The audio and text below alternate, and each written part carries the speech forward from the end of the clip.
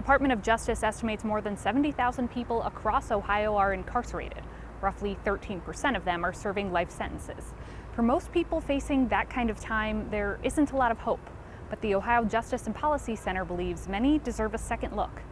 Like many first-time homeowners, Angelo Robinson is eager to make his new house his own. After so long and being around so many people, in whatever free time he can spare. It's my little slice of heaven, as you say. You'll find Robinson planning his next home improvement project, putting in the work for a dream he never thought he'd be living. After 22 and a half years, I still had to stay with somebody. I didn't like that. Because, being in prison is like you're always around someone all day. You're never alone. August marked 1 year since his release on parole, something that never should have been possible with his conviction. Murder. They gave me 29 years to life. In 1997, Robinson shot and killed Veronica Jackson. No one deserves to die. He won't dispute that. That night, he was at an apartment in Cincinnati's West End neighborhood. Robinson says that's where he used to sell drugs. Some guys tried to come in and rob the place, the apartment, and I was in the back room with drugs. He says he heard gunshots outside and then a knock on his bedroom. Fearing a fight, he shot through the closed door. And I accidentally shot Veronica. He called 911 as soon as he realized. That was the worst day of my life. Veronica Jackson was 34.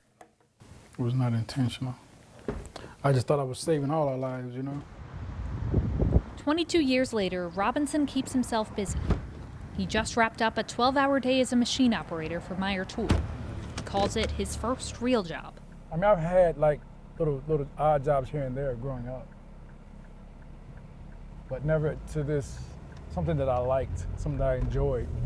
It's a normal life Robinson never considered possible until an attorney with the Ohio Justice and Policy Center took on his case last year, becoming the first Beyond Guilt client. This makes me want to do more. Robinson's desire for self-improvement was the project's inspiration. See how much I can actually do. Few justice reform initiatives will offer cases like Robinson's a second chance. He killed someone.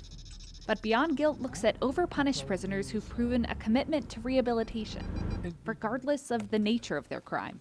The project helped Robinson appeal, and the court reduced his murder charge to manslaughter, prompting his release. The directions are pretty simple. Getting work done. Now Robinson's taking classes at Cincinnati State in the hopes a computer science degree will help him advance in his career.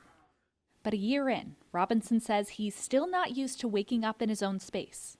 Because when I was locked up, it was, you have dreams about being out, then all of a sudden you wake up and you're like, oh, damn. Wish I could have stayed in that dream a little longer.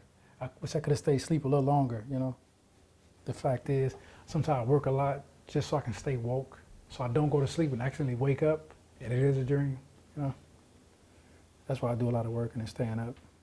But while he's living his dream, Robinson knows Veronica Jackson will never get to. He plans to meet with her family whenever they're ready. I think that's going to be getting set up here shortly. Without their consent, Robinson might still be in prison, so he says it's only right he shows them who he's become. I think it'll do all our hearts some good to do that. Michelle Alfini, Spectrum News.